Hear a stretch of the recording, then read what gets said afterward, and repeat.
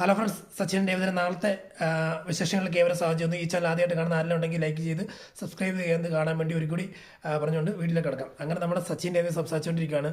അതായത് ശ്രുതിക്ക് കിട്ടിയ പണിയില്ല, അത് ഓർത്ത് സംസാരിച്ചുകൊണ്ടിരിക്കുകയാണ്. അത് ഇത്ര നാളെ എങ്ങനെ കൊണ്ടു നടന്നതാണ് ഡേവിദ് അല്ല ശ്രുതിനെ. അപ്പോൾ ഇപ്പം തന്നെ കണ്ട ഈ കളിപ്പാട്ടത്തിനെ ഇട്ട് താഴെ ഇട്ട് തച്ചുടയ്ക്കുന്ന പോലെ ഒരു അവസ്ഥയാണ് നമ്മുടെ. അതായത് നല്ല രീതിയിൽ കൊണ്ടു നടന്നിട്ട് ഭയങ്കര രീതിയിൽ അത് ആദ്യം കിട്ടിയ കളിപ്പാട്ടത്തിന് വലിയ ഭംഗിയുണ്ട്, അതുപോലെ അതായത് ഭംഗിയുണ്ട്, അതിനനുസരിച്ച് അത് നമ്മുടെ കൂടെ എന്തിനും നിൽക്കും എന്നുള്ളൊരു ധാരണയിലുള്ള ഒരു പ്രവൃത്തിയായിരുന്നു ചന്ദ്രമതി ആദ്യം. പിന്നീട് കടന്നു കഴിയുമ്പോഴത്തെ കളിപ്പാടത്തിൻ്റെ കാണിക്കും നമ്മളോട് എതിർത്ത് നിൽക്കുന്നുള്ള രീതിയിലൊരു സ്വഭാവം കാണിക്കുമ്പോഴത്തേക്ക് തച്ചുടയ്ക്കുന്ന ഒരു അവസ്ഥയില്ല. അതാണ് ഇപ്പോൾ ശ്രുതിക്ക് പറ്റിയിരിക്കുന്നത്. ശ്രുതിയായിട്ട് അവിടെ ഇട്ട് പണി കഴിപ്പിച്ച് കൊല്ലുകയാണ്.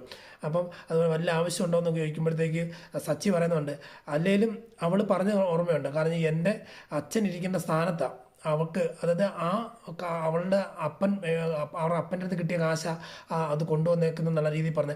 പക്ഷെ ശരിക്കും എന്ന് പറയുമ്പോഴത്തേക്ക് ആ സ്ഥാപനം ഇരിക്കുന്നതും അതിൻ്റെ മുടക്കി അതിനായിട്ടുള്ള എല്ലാ സർവ്വ ചെലവും വഹിച്ചത് അതിൽ എൻ്റെ അപ്പൻ്റെ കാശല്ലേ. അതായത് 53 ലക്ഷം രൂപ എന്ന് പറയുമ്പോൾ അത് പലിശ സഹിതം മേടിച്ചു. ആ കാശ് വരെ എടുത്തത് എൻ്റെ അപ്പൻ്റെ കാശാണ്.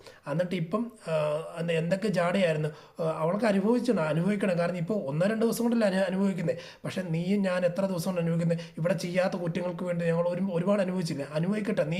രേവതി, നീ യാതൊരു സഹതാപമോ അല്ല ഒരു കരുണ നിങ്ങൾ കാണിക്കാൻ നിൽക്കരുത്.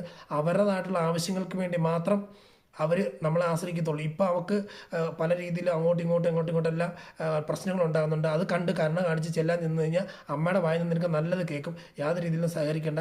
എൻ്റെ അപ്പൻ ഇരിക്കേണ്ട സ്ഥാനത്ത് എൻ്റെ അപ്പനെ ഞാൻ അവിടെ ഇരുത്തും. ഒരു ദിവസം എൻ്റെ അപ്പനെ അവിടെ ആ കസലിൽ ഇരുത്തി ഞാൻ കാണും. അത് എൻ്റെ അപ്പൻ അവിടെ ഇരിക്കേണ്ട ആ ഒരു യോഗ്യനുള്ള ഒരാളെന്ന്. അങ്ങനെ ഈ രണ്ട് കള്ളത്തിനും കാണും. ഇവർ ആദ്യം പറഞ്ഞാൽ മതിയല്ലോ, 50 ലക്ഷം അവൾ അടിച്ചുകൊണ്ട് പോയി, നീലിമ അടിച്ചുകൊണ്ട് പോയി, തിരിച്ച് വന്നപ്പോഴത്തേക്ക് പിടിച്ചു. അന്നതണ്ട് ഈ ക്യാഷ് എന്നാൽ ഞങ്ങൾക്ക് ഇന്നപോലെ ഒരു സ്ഥാപനം തുടങ്ങണം താല്പര്യമുണ്ട്, നിങ്ങൾ അത് ചെയ്തു തരണം എന്ന് പറഞ്ഞാൽ മതിയായിരുന്നല്ലോ. പക്ഷെ ഇന്ന് ചെയ്തില്ലല്ലോ. ഇതൊക്കെ അതുകൊണ്ടാണെന്ന് പറഞ്ഞ് അത് ഞാൻ അടുത്ത സീൻ കാണിക്കുന്ന നമ്മുടെ ചന്ദ്രമതിയും രവീന്ദ്രൻ ഇങ്ങനെ ഇരിക്കുമ്പോഴത്തേക്ക് ചന്ദ്രമതി റൂമിനകത്ത് കയറി വരുമ്പോഴത്തേക്ക്, നീ ഇത്ര നേരം എവിടെ പോയേക്കുമായിരുന്നെന്ന് ചോദിക്കുക. അതെ, സച്ചിക്കും രേവതിക്ക് ബെഡൊക്കെ വിരിച്ചു കൊടുക്കാം. ബെഡ് വിരിച്ചു കഴിഞ്ഞാൽ സീറ്റ് റൂം സെറ്റ് ചെയ്ത് കൊടുക്കാം. സച്ചിക്കും രേവതിക്ക് റൂമോ? അതെ, അതായത് സ്റ്റെയർ കേസിൻ്റെ അടിയിലായിട്ട് 2 പേരെ കിടത്തിയിട്ടുണ്ട്. ആരൊക്കെ? ശ്രുതിനെ അവിടെ കിടത്തിയിട്ടുണ്ട്. അവരാകുമ്പോഴത്തേക്ക് അവിടെ കിടന്നാൽ മതി. നീ എന്തേ പറഞ്ഞ ശ്രുതി അല്ല ചന്ദ്രമതി? അതെ, കാരണം എന്നോട് കളിച്ച് അങ്ങനെ ഇരിക്കും. അവളെ വിശ്വസിപ്പിച്ച് എന്നെ ഇല്ലാതാക്കി. കാരണം ഞാൻ എന്നെ പൊന്നുപോലെ നോക്കിക്കിടന്നില്ല. അത് 3 മരുമക്കളിൽ ഏറ്റവും പൊന്നുപോലെ കൊണ്ട് നടന്ന അവളെ മലേഷ്യക്കാരി എന്നുള്ള രീതിയിൽ അതായത് 53 ലക്ഷം രൂപ എടുത്തത് പോലെ, അല്ല 50 ലക്ഷം എടുത്തല്ല, 3 ലക്ഷം രൂപ പലിശയും കൂടെ മേടിച്ചു. ആ പലിശയും കൂടെ മേടിച്ചിട്ട് എന്നെ കളിപ്പിച്ചിട്ട് എന്നെ ഈ വീട്ടിൽ തന്നെ താമസിക്കുന്നത്. എൻ്റെ മകൻ അവനൊരു അസാധു, അവനെ കൊണ്ട് ഇവൾ ഓരോ പരിപാടി ചെയ്ത് ഇത്ര ആക്കി വെച്ചിട്ട് ലാസ്റ്റ് ഞാൻ ഇവിടെ മണ്ടിയായിട്ടിരിക്കണേ. എന്നെ കളിപ്പിച്ച് അവൾക്കൊരു പണി കൊടുക്കുന്നത്. ഇത്ര ഞാൻ അതാണ് ഇപ്പോൾ തുടങ്ങിയിട്ടുണ്ടല്ലോ, ഇനിയും അവളെ പണി വെപ്പിക്കും. ഇനിയും പണി വെച്ചോ അവളെ ഇല്ലാതാക്കുമെന്ന് പറയുമ്പോഴത്തേക്ക് രവീന്ദ്രൻ പറയാം, നിനക്ക് ഇത് എല്ലാം തെറ്റൊക്കെ നിൻ്റെ ഭാഗത്താണ്. നീ ആദ്യം തൊട്ടേ മരുമക്കളെ 3 പേരെ ഒരേ സ്ഥാനത്ത് കാണാൻ പഠിക്കണമായിരുന്നു, ഒരേ സ്ഥാനം നിർത്തണമായിരുന്നു. നീ അത് നിർത്താതെ ഇപ്പം എല്ലാം കൂടി ചേർന്നിട്ട് ഒരാളുടെ തല കെട്ടിയേപ്പിക്കുക. അതായത് ശ്രുതിയുടെ തല കെട്ടിയേപ്പിക്കുക. ഇതിപ്പോൾ മനസ്സിലാവുമോ? ഇതൊക്കെ ആദ്യം തൊട്ട് നിൽക്കുകയാണെങ്കിൽ ആദ്യം എന്നുള്ള മുതലേ ഇതിങ്ങനെ ചെയ്യുമായിരുന്നെങ്കിൽ ഒരു പേടി ഉണ്ടായേനെ. ആ പേടിയിൽ ഇവനിങ്ങനെ ഒരു കാര്യം ചെയ്യാൻ മടിച്ചാൽ. ഇപ്പം അങ്ങനെ ചെയ്തുകൊണ്ടിരിക്കുന്നു. അപ്പോൾ അവൾ പറയും, എന്നെ ആണെങ്കിലും കുഴപ്പമില്ല, ഇപ്പം കൊടുക്കുന്ന പണി കൊണ്ട് ഇനി ഒരു ജീവിതകാലം മുഴുവൻ അവൾ തിരിഞ്ഞ് നോക്കത്തില്ല. 2 പേരെ വേർപിടിച്ച് കടത്തിയിട്ടുണ്ട്. സച്ചിൻ രേവതി മറ്റേ റൂമിൽ കടത്തിയിട്ടുണ്ടെന്നൊക്കെ പറയുന്നുണ്ട്. നിനക്ക് വല്ല കാര്യമുണ്ട് ചന്ദ്രമതി എന്ന് പറയുമ്പോഴത്തേക്ക് രവേട്ടൊന്നും പറയണ്ട, ഞാൻ ചെയ്ത് കറക്റ്റ് കാര്യം, ഇനി അങ്ങനെ തന്നെ പോട്ടെ, ഇനി അതിൻ്റെ അകത്ത് യാതൊരു മാറ്റവും ഇല്ല, ഞാൻ ഇങ്ങനെ ഇതില്ല, ഇതിനേക്കാൾ അപ്പുറം പണിയുള്ള അവിടെ കൊണ്ട് ഞാൻ പണി ഏൽപ്പിക്കും എന്നൊക്കെ പറഞ്ഞുകൊണ്ട് നമ്മുടെ ചന്ദ്രമതിയാണ്. പിന്നെ അടുത്ത സീൻ കാണിക്കുമ്പോഴത്തേക്ക് നമ്മുടെ അതായത് ശ്രുതിയും കിടക്കുവാണ്. 2 പേരും അപ്പുറത്ത് മാറുന്ന. ശ്രുതി ഫോൺ വിളിക്കുകയാണ്. ഫോൺ വിളിച്ച് കഴിയുമ്പോഴത്തേക്ക് വിളിക്കുമ്പോഴത്തേക്ക് മര്യാദയ്ക്ക് കിടന്നോ, കാരണം കഴിഞ്ഞാൽ അത് മാറി കിടക്കുന്നത്. മര്യാദയ്ക്ക് കിടന്നോ, നിങ്ങളുടെ അമ്മ പറഞ്ഞനുസരിച്ച് അടുത്ത് കിടന്നു കഴിഞ്ഞാൽ ഭയങ്കര പ്രശ്നമുണ്ട്, അതുകൊണ്ട് ഇനി ഇങ്ങോട്ട് വന്നേക്കരുതെന്നുള്ള ഇത് പറയും. അല്ല, ഒന്ന് പ്രശ്നമല്ല ഉണ്ടോന്ന് എനിക്കൊരു പ്രശ്നം വന്നു നേരിടാൻ നിങ്ങളില്ല. കാരണം എന്നെ കുറ്റപ്പെടുത്താനും, കാരണം ഞാൻ എന്തെങ്കിലും പറഞ്ഞ് അത് എടുത്ത് പിടിക്കാനും, നിങ്ങൾ നന്നാകാൻ വേണ്ടി ചെയ്തല്ലേ ഈ പ്രവർത്തിയൊക്കെ. കാരണം കാശ് തന്നതും അല്ല, നിങ്ങൾ ഷോറൂം തുടങ്ങാൻ തന്നല്ലേ, എന്നിട്ട് സ്തുതി ചെയ്യാൻ വേണ്ടി തന്നല്ലേ. ഇതെല്ലാം ലാസ്റ്റ് തന്നെ പറയാം ഞാൻ കാരണം കൊണ്ടാണെന്നല്ലേ, അല്ല എനിക്ക് വേണ്ടിയാണ് ഇതെല്ലാം. ഇത് ആരാ പറഞ്ഞ് ഇത് ഞാൻ നന്നാകാനും എൻ്റെ കുടുംബം നന്നാകാൻ വേണ്ടിയാണ് ഇതെല്ലാം ചെയ്തത്. എന്നിട്ട് ഇപ്പം നിങ്ങളുടെ അമ്മ സ്തുതി നല്ലതും ഞാൻ ചീത്തയല്ലേ, മര്യാദയ്ക്ക് അവിടെ കിടന്നു എന്ന് പറയുമ്പോഴത്തേക്കും അയ്യോ അവിടെ കിടന്നിട്ട് ഉറക്കം വരുന്നില്ലല്ലോ. ഉറക്കം വരുന്നില്ല, ഉറക്കം വലിയുണ്ട്, എനിക്ക് ഉറക്കം വരുന്നുണ്ട്. രാവിലെ മുഴുവൻ അടുക്കള കയറി പണി, അതുപോലെ വീട് മുറ്റമെല്ലാം തൂത്തുവാരി ഇതെല്ലാം പണി, തുണി അലക്കി ഇതെല്ലാം പരിപാടി. എനിക്ക് നല്ല ഉറക്കം വരുന്നുണ്ട്, ഞാനിവിടെ നിൽക്കുന്നില്ല, നിങ്ങളുടെ രീതിയിൽ എന്തെങ്കിലും കാണിച്ചു, ഞാൻ നിങ്ങളോട് കൂട്ടും കൊടുത്തു, നിങ്ങളുടെ പണി നോക്കുന്നു പറയുമ്പോഴത്തേക്ക് ഒരു സ്തുതി എന്നോട് പിണങ്ങല്ലേ, കാരണം എന്ന് പറഞ്ഞാൽ ഞാൻ എന്ത് ചെയ്യാൻ, അമ്മയല്ല എന്ന് പറയാം. നിങ്ങൾ ഈ അമ്മ എപ്പോഴും അമ്മ അമ്മ എന്ന് പറഞ്ഞുകൊണ്ടിരിക്കുന്നതുകൊണ്ടല്ലേ, അതല്ലേ സ്തുതി നീ അമ്മ അമ്മ എന്ന് പറഞ്ഞുകൊണ്ടിരിക്കുന്നില്ലേ. അപ്പോൾ സച്ചിനെയും ശ്രീകാന്തനെയൊക്കെ കണ്ടുപിടിക്കുക, അവരങ്ങനെ ഒന്നും അല്ലല്ലോ. അപ്പം നിനക്ക് മാത്രമല്ല ഇത്രയും വിഷയമുള്ളൂ, നീ മാത്രമല്ല ഇങ്ങനെയുള്ള കാര്യങ്ങൾക്കെല്ലാം പിടിച്ചുകൊണ്ട് അവരുടെ പുറകെ നടക്കുന്നതെന്ന് പറയുന്നുണ്ട്.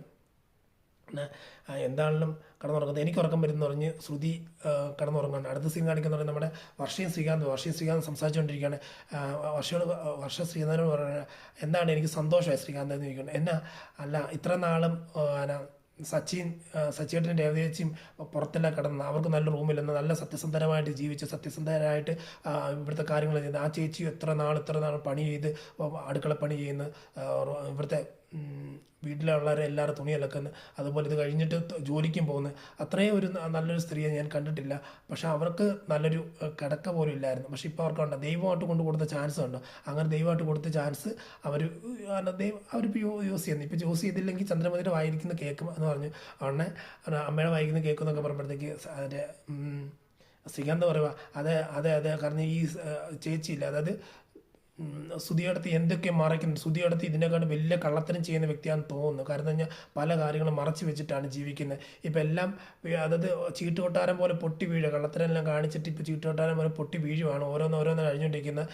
ഇപ്പം ഇനിയിപ്പം വീട്ടിൽ നിന്ന് പുറത്താക്കപ്പെടുമോ എന്ന് പോലും അറിയത്തില്ല. കാരണം ഇപ്പം തന്നെ ഇറങ്ങിപ്പോയി തന്നെ തിരിച്ച് കയറി വരുന്നത്. പക്ഷേ ഇനി ഒരാളെ ഇറക്കി വിട്ട് കഴിഞ്ഞാൽ തിരിച്ച് കയറ്റി വിടാൻ ഭയങ്കര വരാൻ ബുദ്ധിമുട്ടായിരിക്കും. അതുകൊണ്ട് നോക്കിക്കണ്ട് നിന്നാൽ കൊള്ളാം. ഇനിയിപ്പോൾ എന്തൊക്കെ കള്ളത്തരം കാണിച്ചു വെച്ചേക്കെന്ന് അറിയത്തില്ലോ എന്ന് പറയുമ്പോൾ ഇനിയിപ്പം എൻ്റെ ഒരു അഭിപ്രായത്തിൽ പറയുകയാണെങ്കിൽ അവൾ വേറൊരു കല്യാണം കഴിച്ചത് ആ ഒരു കൊച്ചുണ്ട് എന്നൊക്കെ അറിഞ്ഞു കഴിഞ്ഞാൽ ചന്ദ്രോദയം ഞെട്ടി വിറയ്ക്കും. അതുപോലെ ഇവളെ അടിച്ച് ഓടിക്കും, പോലീസിനെ പിടിപ്പിക്കും. കാരണം ഒരാളെ വിവാഹവഞ്ചന കാണിച്ച് ചതിച്ചെന്നുള്ള രീതിയിലൊക്കെ, വാഗ്ദാനമല്ല വിവാഹ മൂലം ഒരാളെ വഞ്ചിച്ചു എന്നുള്ള രീതിയിലൊക്കെ വരും. അപ്പോൾ അതൊക്കെ ഒരു വലിയ തെറ്റായിട്ട് പിന്നീട് നമുക്ക് കാണാം. എന്താണ് സ്തുതിക്ക് വരാൻ പോകുന്നതെന്ന് അറിയാം. അത് പക്ഷേ പിന്നെ അത് കഴിഞ്ഞ് കാണിക്കുന്ന സീൻ എന്ന് പറയുമ്പോൾ നമ്മുടെ സ്തുതി തൻ്റെ അമ്മയെ വിമലയെ വിളിക്കുകയാണ്.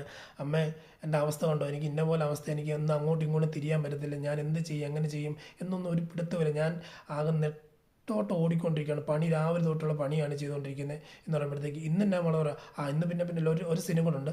അതായത് ഇതിന് മുമ്പുള്ള സീനാണ്. അതായത് രാവിലെ ഉറക്കമൊക്കെ കഴിഞ്ഞിവിടെ ഇങ്ങനെ കിടക്കുവാണ്. അപ്പം ചന്ദ്രമതി നേരത്തെ എഴുന്നേറ്റ് വന്നിട്ട് എന്ന് വിളിക്കുക, ചാടി എഴുന്നേക്കുക. അതുകൊണ്ട് നീ ഇത്ര നേരമായിട്ട് എഴുന്നേറ്റില്ല, പോയി കുളിച്ചൊരുങ്ങി വാടി പണിയുണ്ടെന്ന് പറയും.